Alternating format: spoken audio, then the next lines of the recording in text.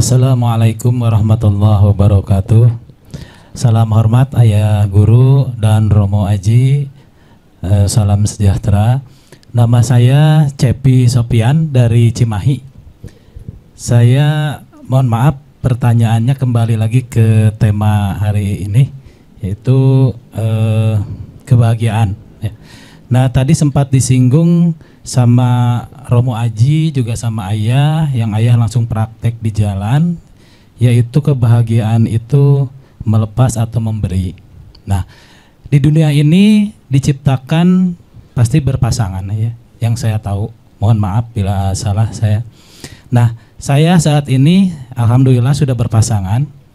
Nah, bagaimana caranya ketika kita mau berbuat seperti yang Ayah tadi lakukan dan Romo sampaikan, ketika kita dititipkan kekayaan dan ingin berbagi, tapi pasangan kita berbeda dengan keinginan kita. Sehingga ketika kita paksakan memberi, akhirnya terjadi masalah. Jadi satu sisi terjadi kebaikan, satu sisi terjadi masalah. Mungkin pertama itu, boleh lebih dari satu ya, maaf? Boleh. Nah, yang kedua tadi menyambung pertanyaan dari Bapak, dan tadi Ayah jelaskan mengenai Sayyidina Ali. Dia, mohon maaf tadi takutnya saya salah menyimak, dia tidak mau menuhankan yang dia Tuhan yang tidak bisa dia lihat. Tuhan yang tidak bisa dilihat. Nah, sementara saya menyimak kajian-kajian dari Ayah itu dari mulai Nabi Ibrahim, Nabi Musa, dan Nabi Muhammad SAW, ketika mereka mencapai tingkat kesadarannya, yang mereka lihat itu diumpamakan matahari, bulan, dan sebagainya. Apakah nanti ketika kita beribadah itu yang kita bayangkan, nah takutnya gitu ya. Nanti ya alhamdulillah saya karena mau insya Allah mau menuju ke nanti BMQ ya. Takutnya nanti apa yang didapat di BMQ nanti itu yang saya bayangkan ketika saya ibadah gitu. Mungkin itu aja. Mohon maaf kepanjangan. Terima kasih. Assalamualaikum warahmatullahi wabarakatuh. Waalaikumsalam warahmatullahi wabarakatuh. Wah, dua-duanya berbobot pertanyaannya.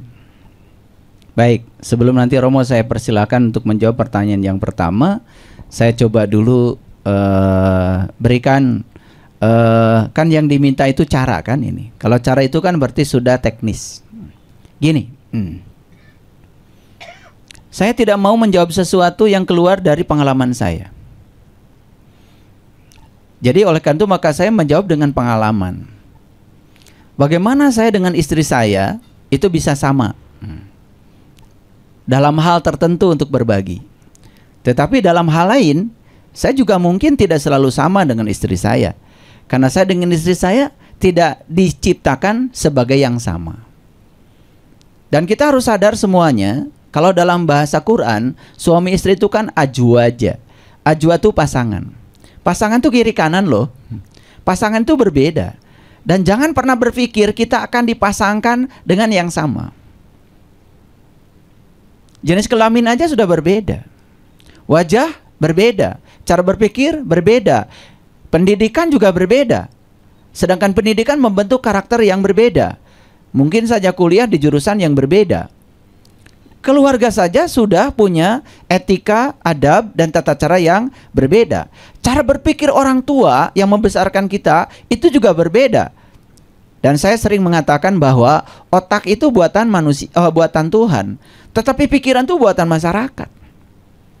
Pikiran itu buatan lingkungan loh. Pikiran kita akan berparadigma seperti apa tergantung di mana kita tinggal.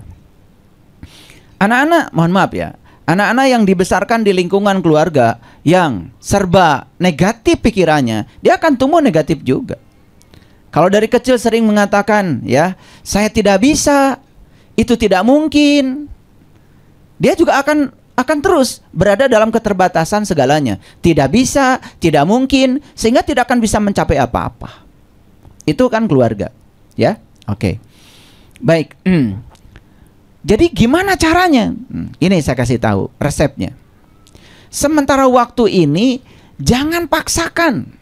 Jangan paksakan, apalagi berbohong, memberi di belakang ketika istri kita ya belum bisa menyetujui itu.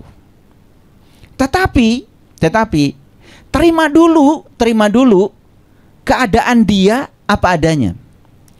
Karena ketika seseorang sudah diterima apa adanya, dia akan memiliki kenyamanan. Perlahan dilatih. Kecil-kecilan aja dulu. Kita ngasih orang dan orang berterima kasih, kita kasih contoh. Seneng ya ketika orang mengatakan terima kasih dan dia bahagia dengan pemberian kita. Itu yang bisa dilakukan. Pelan. Nanti suatu saat saya jamin ya, kalau ada repetisi dan pengulangan, suatu saat dia akan kecanduan merasakan kebahagiaan itu, mulai dari hal yang kecil. Karena kalau langsung memberi yang besar, mungkin juga kaget juga, betul nggak? Karena tidak biasa. Tapi yang kecil dulu, yang pemberiannya itu tidak mengganggu ekonomi kita. Ngerti maksud saya? Ya recehan lah, recehan. Tetapi recehan itu membuat dia tersentuh. Coba lakukan dari yang kecil seperti itu. Dan saya dengan istri saya melatih diri itu, ya dari dulu ya seperti itu. Jadi sampai pada titik tertentu, mohon maaf ya, saya pernah jatuh ya, betul-betul jatuh, tidak punya apa-apa, hanya punya napas aja, bisa melihat, bisa mendengar, dan itu kekayaan saya yang luar biasa. Dan saat itu luar biasanya, ketika saya ada, hampir tidak ada orang yang datang kepada saya minta tolong. Ketika saya tidak ada, luar biasa, yang minta tolong banyak sekali. Wah, itu benar-benar yang dikatakan Romo tadi ya. Saya merasa tidak berdaya ketika hanya iba saja melihat orang lain minta tolong. Dan disitulah kemudian saya ingin segera bangkit sehingga saya bisa menolong banyak orang. Dan ternyata like attracts like, ya. Apa yang kita selalu pikirkan itu yang akan datang. Jadi itu pengalaman saya, ya. Latih dulu. Jangan sampai istri kita merasa kerampokan oleh kebaikan dari Kang Cepi. Tapi kalau yang diberikan itu adalah sesuatu yang mungkin sekarang ini sesuatu yang tidak terpakai. Karena gini, walaupun itu sebenarnya belum jadi kebaikan. Karena di dalam Al-Quran jelas Allah mengatakan tidak disebut kebaikan sebelum kamu bisa memberikan yang kamu cintai. Jadi sebetulnya kalau kita ngasih uang 2.000 karena sudah tidak terpakai oleh kita lagi, itu bukan kebaikan, hati-hati. Kalau kita ngasih baju bekas yang tidak terpakai oleh kita, sorry ya, itu bukan kebaikan. Kalau sepatu sudah tidak terpakai lagi karena bikin kaki kita lecet dan diberikan pada orang lain, itu jahat sekali. Bahkan kalau kita merasa senang untuk senang saja, harus melihat orang lain yang susah, kita sudah jahat. Mohon maaf ya, kan banyak tuh orang yang ngasih pencerahan, ceritanya pencerahan. Coba lihat tuh di samping kita banyak orang-orang yang susah. Untuk senang aja kita harus melihat orang lain susah, itu jahat. Hati-hati itu. Kelihatan pencerahan, tapi itu menurut saya penggelapan itu. Karena apa? Bayangkan, untuk senang saja kita perlu orang lain sebagai referensi yang susah gitu. Betapa kita tidak warasnya di situ. Ngerti maksud saya? Maaf ya, saya bicara agak kencang supaya mengerti semuanya, karena ini direkam. Jadi itu ya, latih, mulai memberikan yang tidak merasa kerampokan. Tapan saya jamin, kalau konsisten melatihnya, suatu saat mulai yang dicintai pun bisa diberikan. Dan nanti ajarkan juga, setiap pemberian itu pasti akan berbuntut penerimaan. Ini saya mau kasih tahu ya, kemarin saya kedatangan tamu dari Singapura. Jadi begitu saya share saya kan suka dengan teman-teman berbagi setiap sebulan sekali. Saya punya dompet BSI Peduli namanya, Bumi Spiritual Isbatul Yakin Peduli. Jadi di situ yang kita santuni satu, anak-anak yang tidak mau putus sekolah, orang tua yang tidak bisa menyekolahkan anaknya, Orang tua yang anaknya itu sering bermasalah di sekolah karena iuran sekolahnya yang terlambat, itu kita santuni. Yang kedua juga yang kita santuni itu yang sakit, ya, dan termasuk juga yang kebutuhan pangan. Nah, ini saya mau kasih tahu. Begitu saya share, ya, video tentang berbagi kepada teman saya yang di Singapura, beliau itu sangat terkaget-kaget dan merasa ingin sering ke Indonesia. Kenapa? Karena di Singapura itu, kata beliau, susah sekali mencari orang yang mau menerima sebuah pemberian. Tahu ya, 10 negara paling kaya di dunia, salah satunya Singapura. Karena pendapatan per kapitanya sudah di atas 79.000 dolar per kapita per tahun. Ya, itu Brunei, Singapura, Irlandia, Kuwait, ya. Ya, pokoknya kalau ada ranking negara-negara kaya, saya selalu seneng karena saya berpikir kaya. Itu. Semoga suatu saat Indonesia masuk 10 besar negara kaya juga. Ya, oke. Baik, saya lanjutkan. Jadi itu latihannya Kang Cepi. Ya. Yang kedua, tadi bertanya tentang, ini kan sebenarnya bertanya tentang sebuah pengalaman spiritual yang belum dialami. Jadi oleh karena itu sebaiknya tidak usah ditanyakan. Kecuali kalau sudah dialami baru ditanyakan. Karena kalau belum dialami, semua hal yang belum dialami namanya pengetahuan konsep. Dan pengetahuan konsep bukan kebenaran, tetapi pembenaran. Kalau saya menceritakan Allah, itu adalah konsepsi saya tentang Allah. Belum tentu yang saya ceritakan adalah fakta tentang Allah. Karena kata-kata tidak akan pernah cukup untuk menggambarkan kenyataan. Itulah keterbatasan kata-kata. Jadi, mahasiswa belajar definisi di kampus, itu sebetulnya hanya keterampilan intelektualitas untuk belajar mengkomunikasikan sebuah gagasan. Tapi apakah definisi itu adalah kebenaran? Tidak. Itu pembenaran. Jadi kalau di kampus diajarkan arus listrik adalah banyaknya muatan yang mengalir per satuan waktu. Itu definisi. Apakah betul faktanya seperti itu? Belum tentu. Sampai sekarang saya juga belum pernah lihat ada muatan bergerak. Ketika ada kabel dialirnya arus, ini ada kabel, betul? Pasti ada setrumnya, bukan? Saya juga tidak lihat di situ ada muatan bergerak. Tetapi itu dipakai daripada tidak ada sama sekali. Jadi supaya mahasiswa sibuk, dosen sibuk, jadi kelihatan lah. Ada yang belajar, ada yang mengajar, sehingga dosen dapat gaji, gitu aja. Itu permainannya begitu. Tapi apakah definisi itu benar? Belum tentu. Karena kata-kata tidak akan pernah bisa menggambarkan kenyataan yang sebenarnya. Oleh karena itu, ya, pengalaman itu jauh lebih penting daripada konsep. Semua konsep itu patut diperdebatkan. Tapi pengalaman itu adalah kebenaran. Apa yang dialami oleh seseorang, itulah kebenaran bagi dia. Dan orang lain tidak bisa ikut campur tentang apa yang dialami oleh dia. Jadi lucu ya kalau ada orang yang kemudian berani menyesatkan orang lain tentang pengalaman spiritualnya. Padahal spiritual itu kan sangat pribadi, dialami oleh dia sendiri. Lah orang lain yang tidak mengalami, bagaimana? Jadi kalau saya bawa air ini air spesial saya minumnya air ini, ya. Ini sekarang saya minum ya. Ini praktek aja, praktek.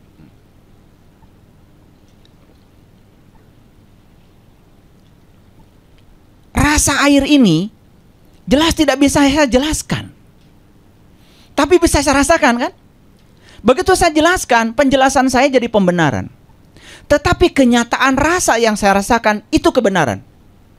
Dan Anda semua tidak akan bisa menyatakan kebenaran ini sebelum minum di air yang sama.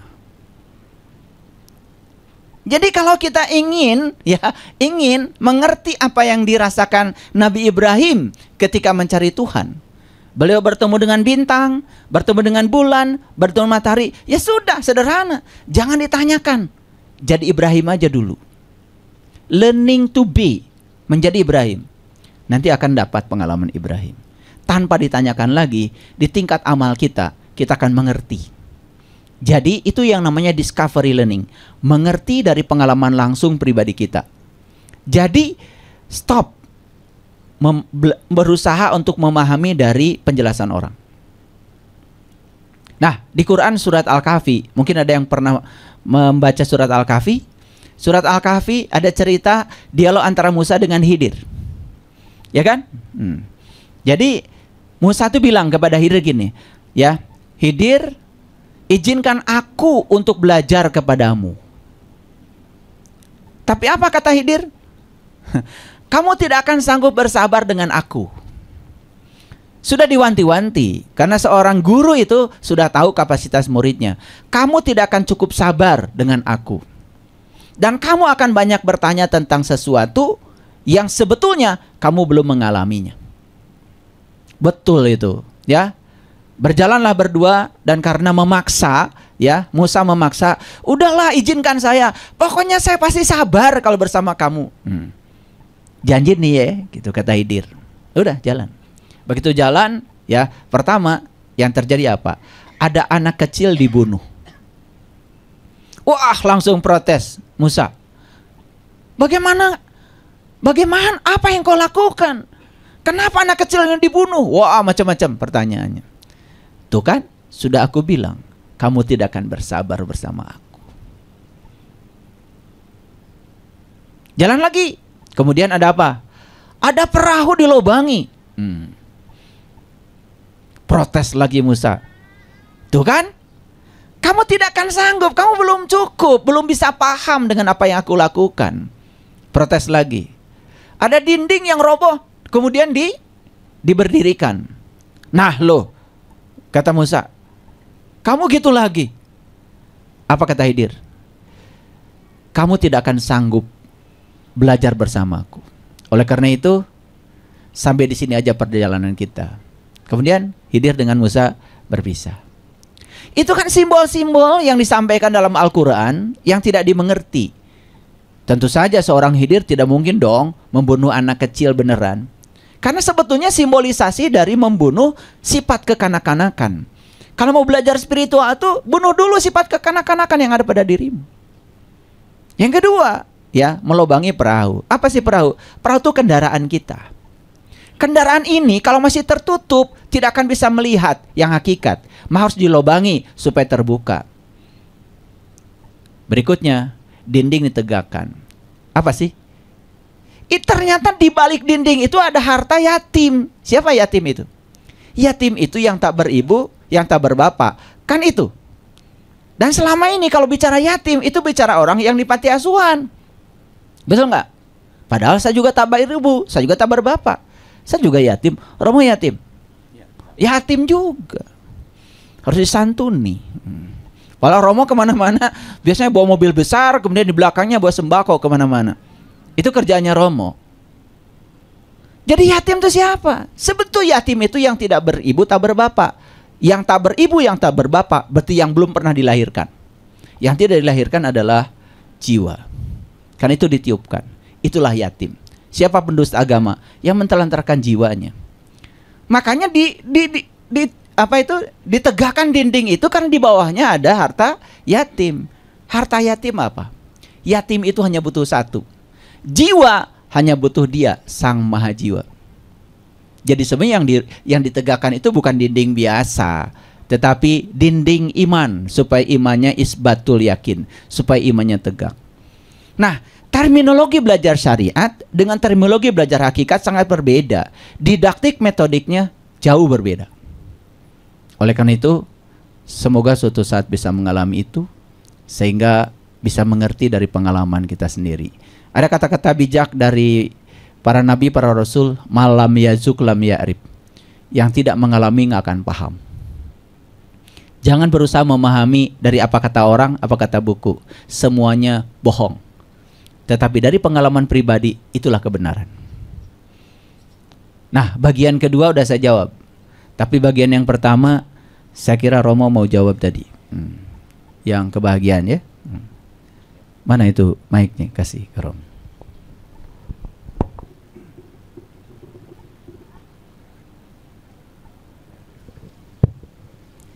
Ya, menjawab pertanyaan yang pertama dari Bapak siapa Pak? Cepi ya, dari Cimahi ya tadi ya saya dengar ya. Jadi ini harus mengacu pada awal sebelum pernikahan. Saya tanya Pak Cepi ini mendapatkan istri itu kebetulan atau memang memilih ya? Dipilih, kebetulan dipilih atau bagaimana? Oh, kebetulan jadi kebenaran ya.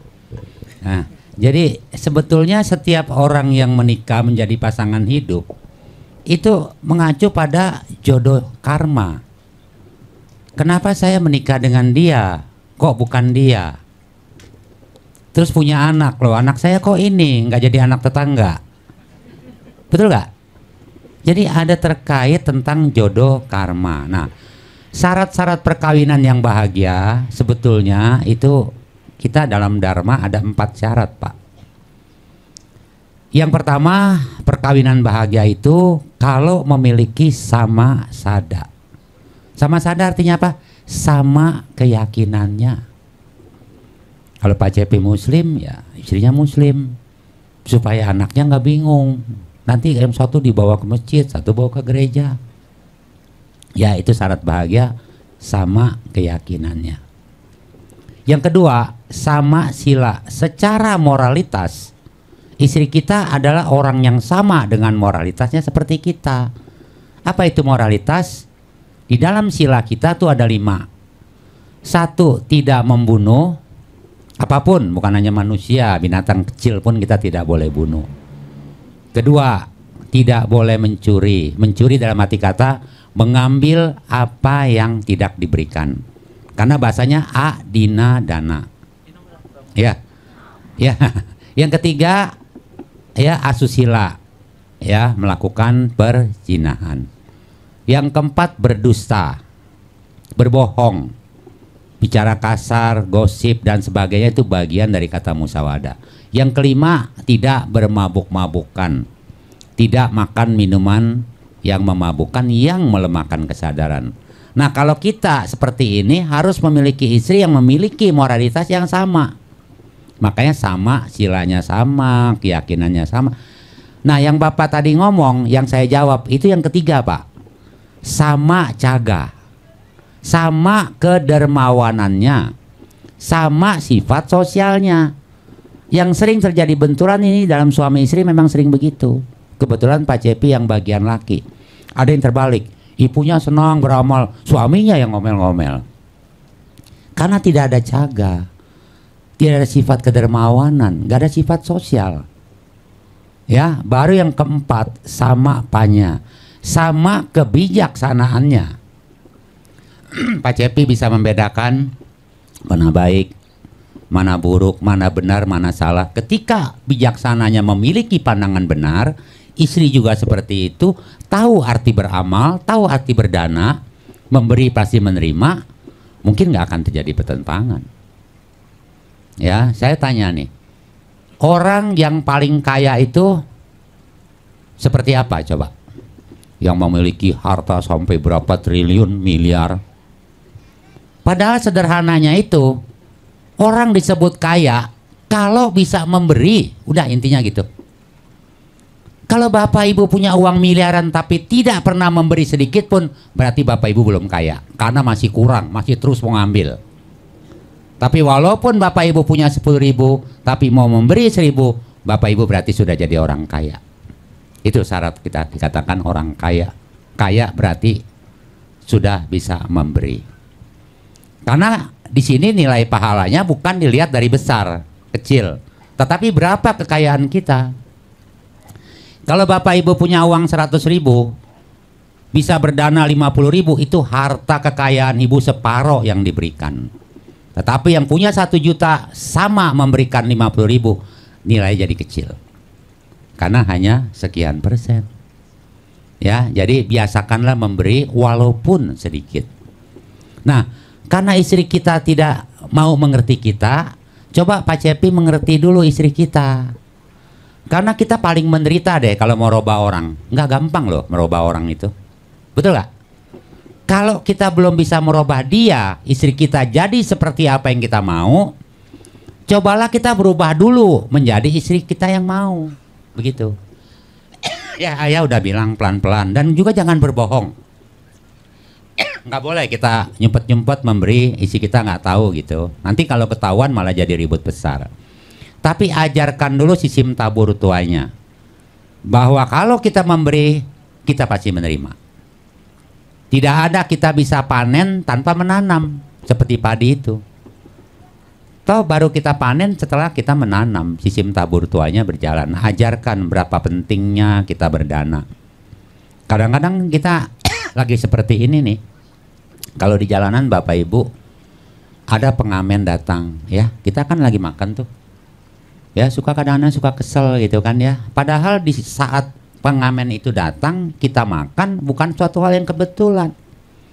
Mungkin saat itu Tuhan menyuruh kita beramal melalui si pengamen ini.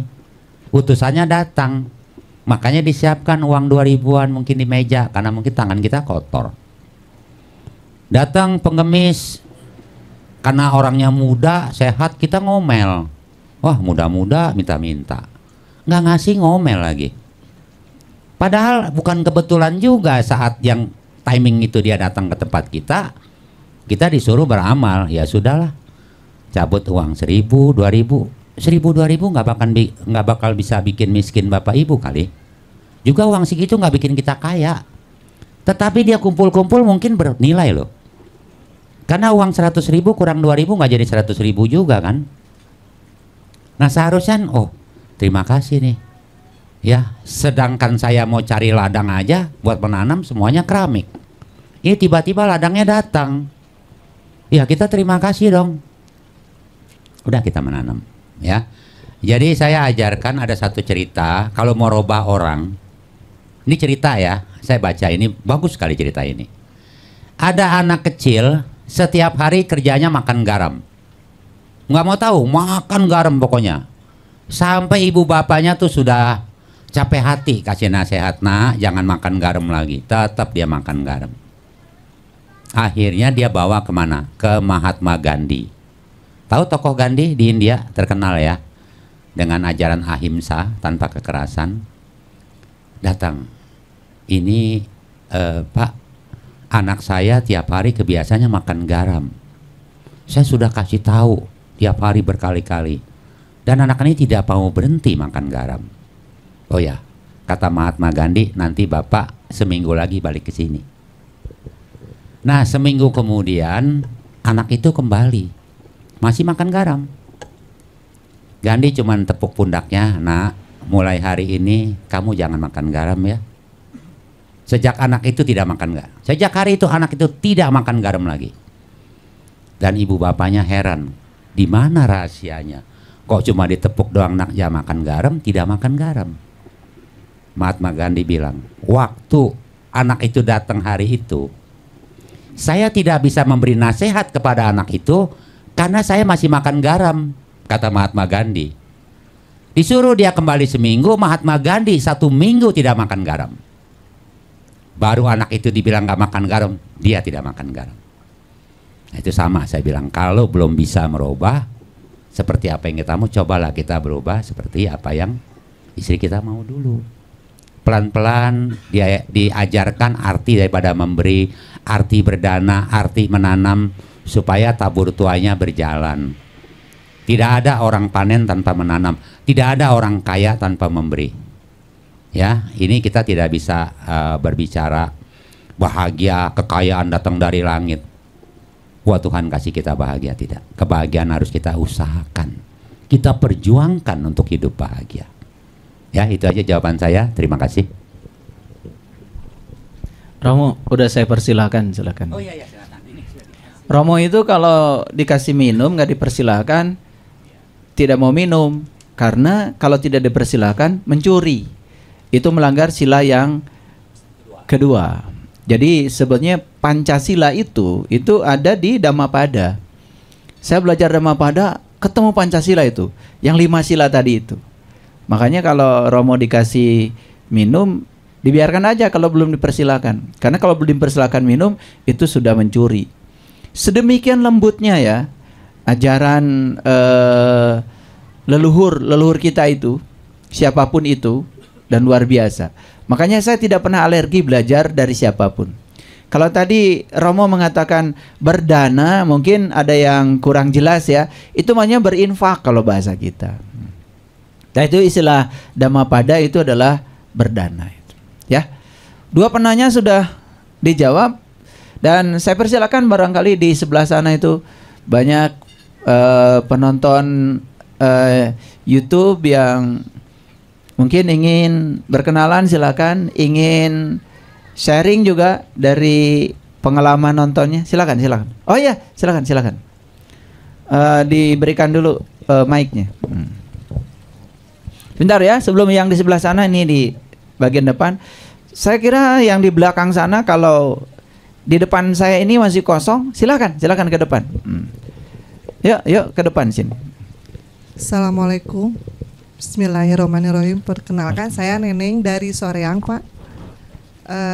Yang mau dipertanyakan mengenai reinkarnasi, mohon diperjelas. Terima kasih. Baik, Ibu Nining dari Soreang ya.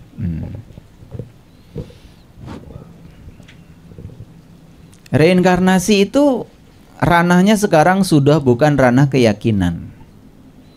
Itu sudah ranah sains, sudah ranah hukum alam. Jadi mau yakin atau tidak yakin, hukum alam tidak pernah berhenti oleh keyakinan kita. Jadi kalau kita mau merujuk kepada sains dulu ya. Sederhana saja. Ibu Nining kan tiap hari minum. Oke. Tahu nggak air yang diminum itu dari mana? Dari alam. Dari sebelah mana? Ya, bumi ini kan luas. Dari mana? Dari gunung mana tahu nggak?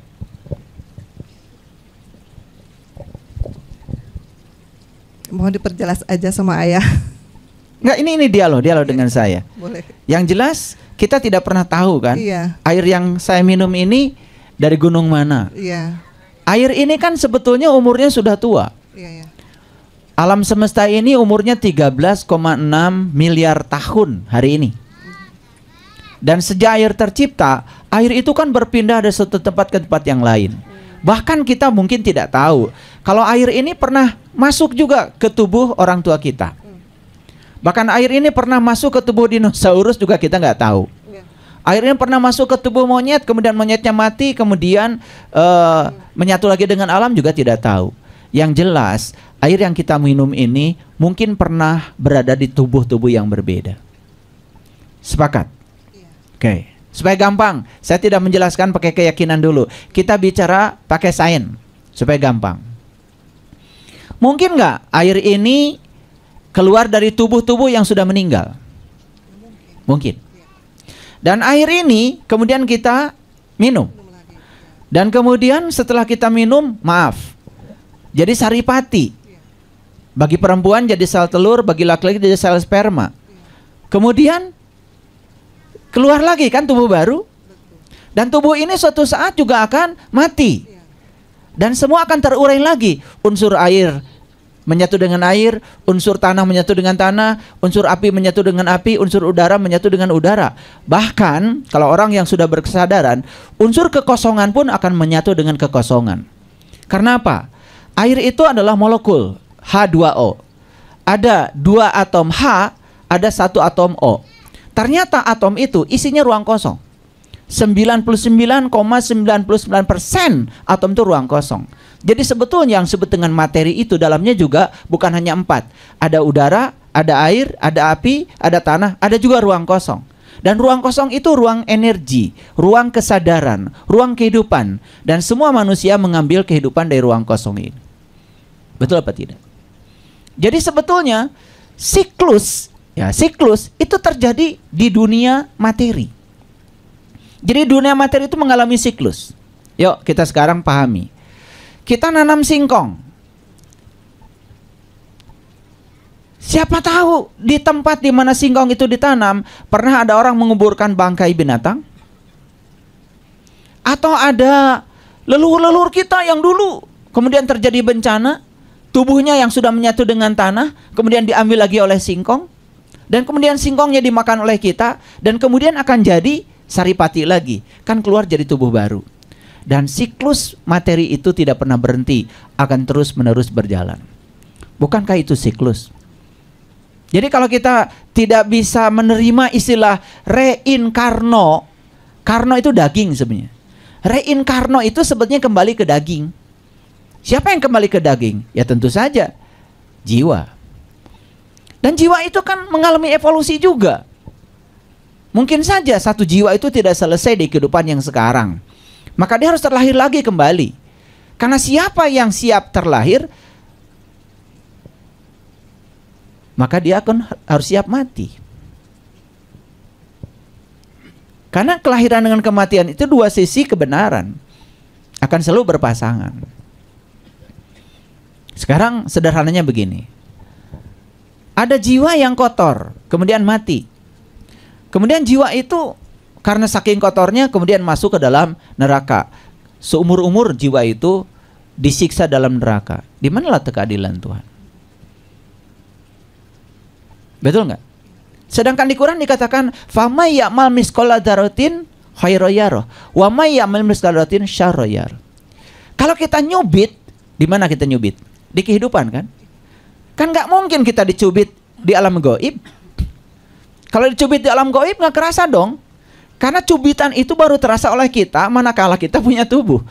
Betul nggak? Jadi kalau kemudian pembalasan itu dilakukan saat kita tidak punya tubuh, tidak adil karena tidak akan terasa. Coba kita nonjok orang di sini sakit. Kenapa sakit? Karena dia sedang berada di tubuh. Dan rasa sakit yang ditimbulkan oleh kita akan dibalaskan ketika kita di dalam tubuh lagi. Betul nggak? Dan kalau tidak terbalaskan sekarang, maka kita akan lahir lagi untuk membalaskan itu. Makanya ada 3 alasan kenapa kita lahir ke semesta. 1, karena kita punya utang, namanya karma. Dari sebab akibat, makanya nggak usah pusing. Apa yang saya lakukan di masa lalu, nggak usah tanya siapa-siapa. Lihat yang sedang kita panen hari ini. Dan kalau kita sadar, yang sedang kita panen hari ini hanyalah akibat dari yang pernah kita tanam di masa lalu, sudah selesai. Lalu berikutnya, yang ketiga, yang pertama itu karma. Yang kedua, mungkin saja ada jalan bengkok yang pernah kita lalui di masa lalu, dan sekarang diberi kesempatan untuk meluruskan jalan bengkok itu. Bukankah itu merupakan sebuah keadilan? Dan yang ketiga, mungkin saja ada pekerjaan kita yang belum selesai, harus kita selesaikan. Ini ada cerita orang yang sudah berkesadaran. Jadi ketika beliau meninggal, ini cerita bukan cerita bohong ya, karena saya cerita dalam kitab suci. Jadi ketika beliau meninggal, beliau itu punya nazar, ingin berpuasa 7 hari. Dan ternyata meninggal, puasanya belum dilakukan. Ternyata beliau saat lahir lagi ke dunia ini, itu tidak bisa masuk makanan dan minuman selama 7 hari. Tetapi tidak mati. Bahkan sekarang menjadi seorang yang memberikan kesadaran di mana-mana. Ketika ditanya setelah berkesadaran, kenapa Anda dulu waktu lahir ke dunia itu 7 hari Anda itu tidak makan dan minum dan tidak mati? Beliau mengatakan, waktu saya mati, saya punya nazar akan puasa 7 hari. Dan saya terlahir lagi ke dunia meneruskan puasa saya yang 7 hari untuk membebaskan nazar saya. Coba, udah sampai di tingkatan itu orang yang berkesadaran. Ya, jadi kalau tidak kita bisa menerima konsep reinkarnasi, sudah sederhanakan saja bahwa siklus materi maupun siklus energi itu ada. Dan siklus akan berjalan secara terus-menerus.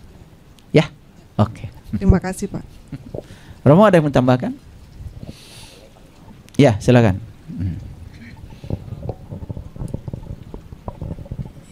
Ya, Ibu, pertanyaannya cukup bagus. Kata reinkarnasi kan artinya re itu kembali. Jadi ada kesan kalau berbicara ruh itu namanya menitis. Menitis itu artinya masuk ke dalam tubuh-tubuh yang kosong kan.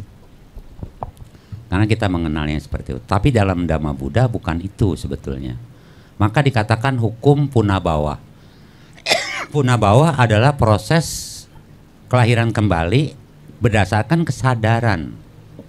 kesadaran yang masuk ke dalam kandungan seorang ibu disebut pati sandi winyana, kesadaran yang menyambung kembali kehidupan. Itu terjadi ketika adanya pembuahan.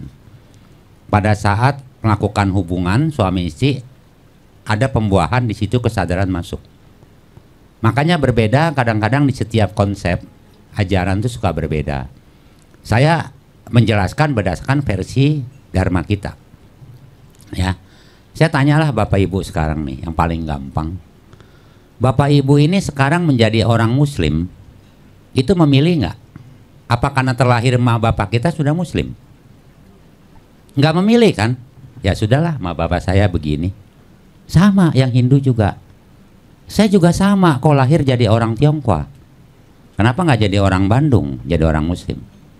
Artinya kita tidak bisa memilih kelahiran kita. Jadi anak siapa, lahir di mana, agama apa. Agama mungkin bisa berubah kalau kita belajar. Tetapi kelahiran nggak bisa. Maka di sini ada namanya Brahma Wihara Parana. Ya, aku adalah pemilik atau pewaris dari perbuatanku sendiri. Terlahir oleh karena perbuatanku sendiri. Terlindung oleh perbuatanku sendiri. Berhubungan oleh perbuatanku sendiri. Jadi apapun yang aku lakukan, baik atau buruk, akulah yang akan mewarisi. Inilah kenapa proses sumimba lahir melahirkan kita yang berbeda. Kita bisa melihat orang lahir dengan wajah yang ganteng, kaya, sementara ada yang jelek, miskin, cacat. Tuhan bikin seperti itu. Di mana keadilannya? Tentu karena adanya tumimba lahir reinkarnasi inilah kita menjadi siapa. Kelahiran tidak bisa memilih. Termasuk tadi, kita melahirkan anak pun tidak bisa memilih. Ya, makanya kebanyakan orang bertanya seperti ini, kok lain-lain? Iya lain-lain. Karena yang dilakukan tuh apa? Di masa lalu, melahirkan sekarang. Kalau kelahiran bisa memilih, wah saya milih lahir di Amerika, milih lahir jadi anak presiden. Karena nggak bisa. Sesuai karma perbuatan kita.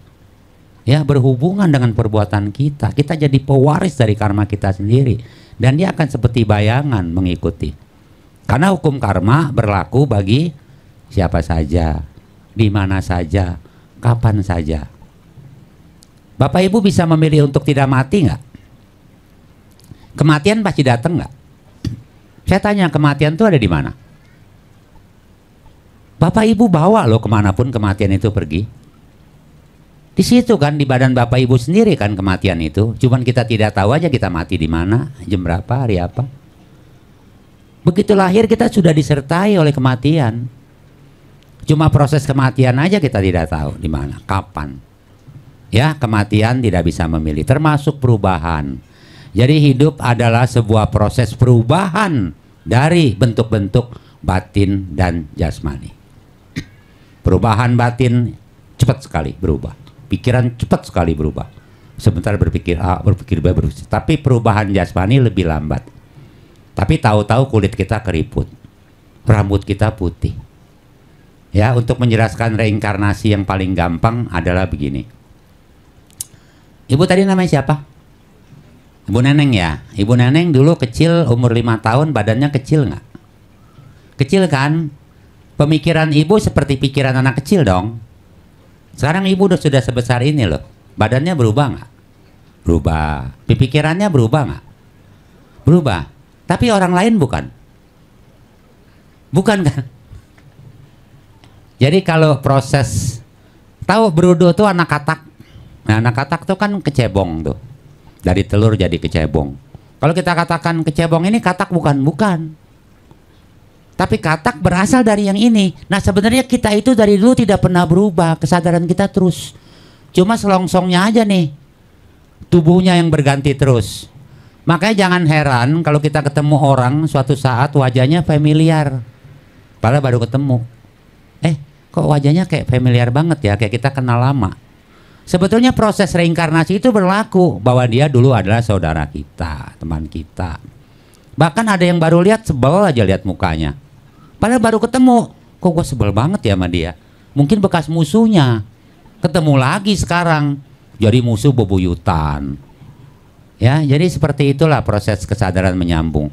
Cuma saya tidak bisa jelaskan kalau sen, secara sen pengetahuan saya hanya bisa beritahu itu sebenarnya sudah diselidiki adalah gen.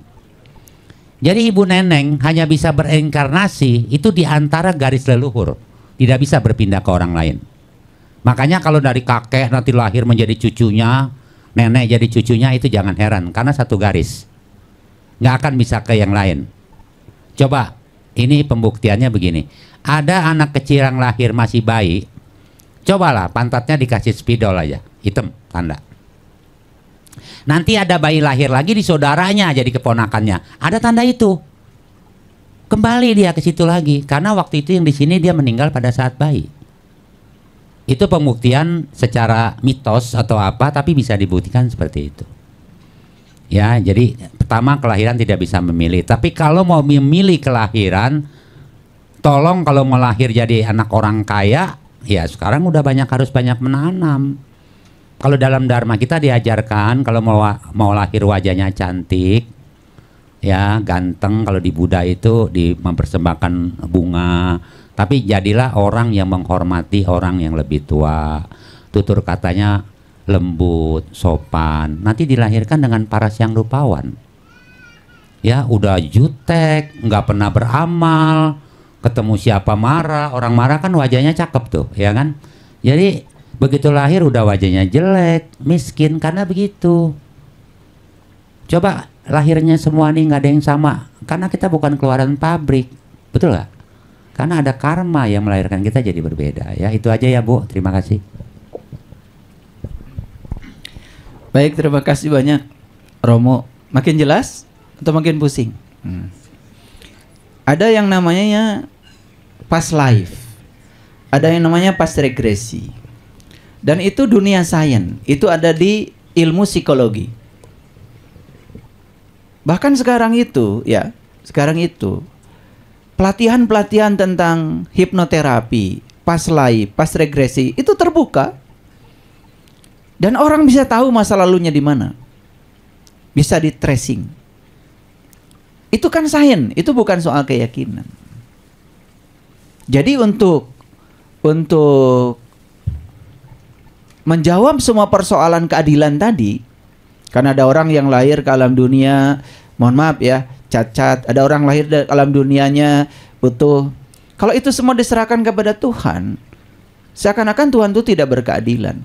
Padahal Tuhan itu hanya fasilitator, Rob al-alamin. Hanya kehadiran, hanya keberadaan. Kehadirannya membuat segala sesuatu tercipta. Tetapi kreatornya adalah data kita sendiri.